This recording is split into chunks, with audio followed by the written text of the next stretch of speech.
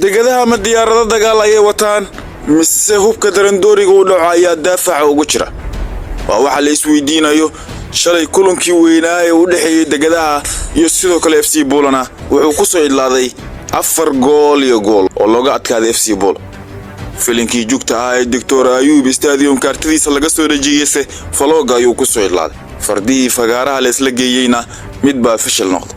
degaduhu shalay waxay ku dakeysay ee si baaba ugu joogsatay FC Bol 4 gool ayaa safax lagu siiyay taasoo ku noqotay boog daaweynteeda muddo qaado doonto shalay degaduhu waxay ahaayeen ka daray ciyaarta ay soo bandhigeen waxay ahayd mid waaliya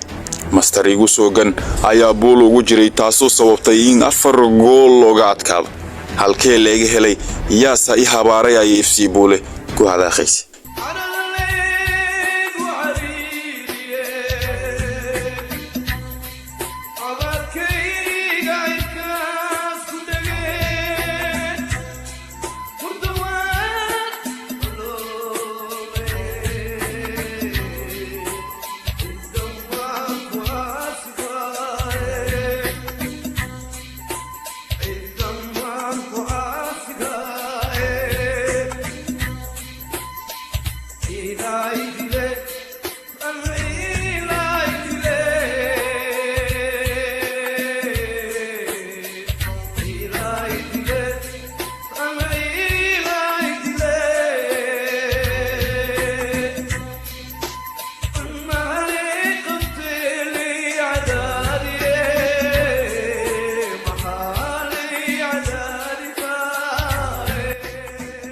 ninko jabkiisa seewaa ninko farxadiisa degaduhu shalay